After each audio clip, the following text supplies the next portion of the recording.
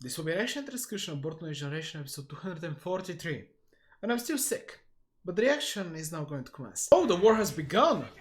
Wait, really? I thought that this episode was not supposed to be good. This doesn't sound super exciting. Okay, Charger is using... Really? That's just a little convenient, eh? Something doesn't seem right.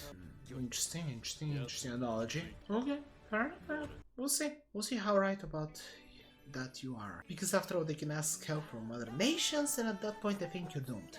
That's very straightforward. Oh, I see. It's not about them realizing the plan. They know the plan, they just can't make it to that look. Okay, gotcha.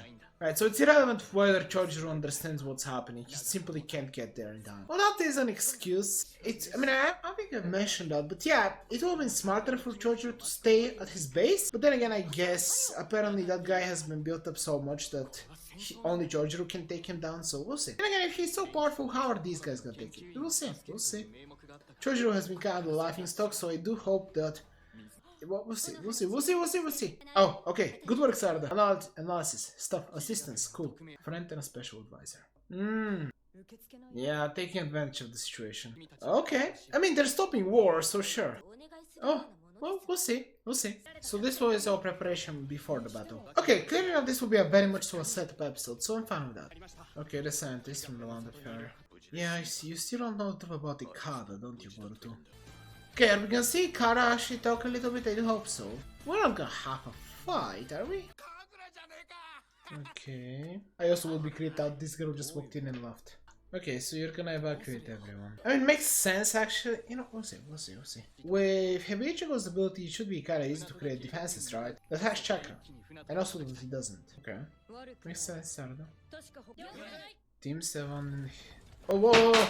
Dropped it. Okay, Hibichi, but I'm still thinking I'm doing some betrayal stuff. Oh, still awkward. Wow.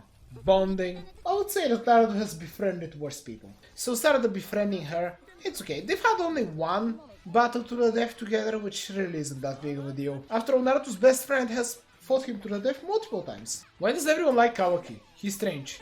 Confident? From what? Oh, metal. Oof, bad. It's understandable, Metal. It happens to everyone, even if they're a ninja. They're doing it. They're gonna do it. How? How would they even do it? It can literally be a sentence in a canon episode. Oh, I would love that. Oh, I would love it because it would piss everyone off when it comes to people that are saying that anything that isn't manga canon doesn't matter, but it does. The anime and the manga are even different. You know what doesn't matter? Still, I do think that anime canon needs to step up its game. Honestly, personally, I think I'm fine with this arc. For now, it depends. It really does depend. It's not over yet, but it does need to deliver a lot in a couple of episodes. Not in one. I don't want just a one good finale. Oh wait, we're talking about Kagura's grandfather? What? Really do kill off Kagura. I want him to have his whole... It's a good thing that Kyoho isn't here. Did you meet Chojiru here? Oh, you met these guys. This arc does have potential. I really think it does. Okay, Kagura, you're kind of now starting to make fear for your life a little bit. Okay, Funato coming up. Oh, these guys. Are these the elite Funato? Are you serious? One of them, sure. We've barely seen him, but are you... Really? It's a group only of you guys? Alright, they definitely follow those guys like they're cultists. I mean, I saw it, but I can't believe they're doing it. Yes. It's a Naruto character trait? Not kinda, it is the case. But anyhow, what's happening? Boruto? Fight? Wait, are you seriously... Oh, new... Whoa. Okay, next episode seems like it's gonna be interesting. Also, the ending was very interesting. There was a moment where we had Team 7 and Kawaki, which is fair enough, Kawaki is part of the main cast. But for some reason, in that shot of having Team 7 and Kawaki, Wasabi was there? And I was like, what? Wasabi is becoming an important character in Boruto? No, I don't think so, because then afterwards they showed all the other characters, except Shikacho actually, they didn't show any of them. Right? I mean, I probably missed it in the ending. This was certainly an episode. I mean, actually I think it was a decent episode. You see, my problem with this episode is that episode 240 happened. I think 240 is the biggest problem for me for this arc. I can accept pretty much every single episode except 240 and I believe one more. Can't think of it right now, but I believe there is something like 3 episodes that really are dragging this arc down. And the problem is that obviously enough, I understand why the animators are doing one chill episode or maybe 2 or 3 chill episodes, then they do a cool episode. Because I do think the fight against Tenma was one of the cool episodes. I do think that the last episode was actually pretty good as well. I mean, to be honest, I think that, doesn't matter. Point is, I'm actually enjoying myself when it comes to this arc. I think it's decent. I just really hope they're able to, how can I say it, kind of continue the quality overall, because I don't think this arc is bad, and I really think it has a lot of potential, a lot. The problem is, in order such an arc, such as this one, to get a lot of attention, it needs the money of a special episode. And sadly enough, I don't think we're getting that. I think the deep arc is the best type of arc that can happen in the Boruto series that isn't even closely to entirely manga canon. But that's, I think, what's really missing when it comes to this arc and for many people's attention to be received, interpreted, intervened. I don't know what I want to say there. Anyhow, what I want to say is that I really wish they could go on ahead and tie in this with Code and Kara in some way or fashion. It can be minimalistic, but for me, for example, the entire Mitsuki arc is so much better solely of the fact that we know that that scientist guy actually worked with Victor. And just that alone, for me, made me appreciate the Mitsuki arc that much more. It's things like those that actually make anime canon legitimate in my eyes. They need to connect them entirely. So I don't know how they would go on ahead and do this about this arc. I don't think it would make sense if Code is actually pulling the strings behind the scenes. I think a good way to connect this would be if actually Kagura plays a role in the future. Now that would go on ahead and just make the whole Mist Village arc, or rather all the Mist Village arcs, because now we're getting the second one, absolutely worth it.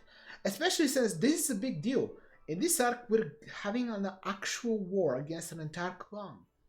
Rather, the Hidden Mist is having it, and obviously enough Team 7 and Team 5 are participating in it, which, once again, that's another thing I really appreciate, that we're getting some Team 5 appreciation. They really should get it, because they're definitely one of the teams that hasn't gotten anything. I do think that every single other team has gotten more than them, which is sad. It really is sad. But I do think that literally, wow, seriously, now that I'm thinking about it, excluding the Chunin arc, the Chunin exams, right? The Chunin exams, the second ones, which, by the way, personal opinion, also were a very good arc, excluding the Wasabi and Tiwaba episode. But as a whole, good arc in personal opinion. Anyhow, I can talk about my opinions overall on anime canon another time. Right now, I want to mention the fact that this is an important arc because it can have entire worlds ripples consequences. Yes. Point is that this is a war, and obviously enough, they've made sure that the strongest ninja in the Hidden Mist is occupied with something else, so much so that he actually will not be able to arrive at the battle in time to help with whatever they're doing. That means that Team 7, Team 5, and the 7 swordsmen, or 4, right? There's only 4 currently, will be fighting the entire Funato clan, which for now doesn't seem that impressive. It seems like it's only the servants of Seiren that will be fighting. But there will be Kara, which has been very much so foreshadowed that he has the greatest power within the Funato clan, which I'm excited to see. Also, I really want to see what these elites of the Funato clan will be able to do, because they said that this is an elite team specifically sent to destroy the Hidden Mist.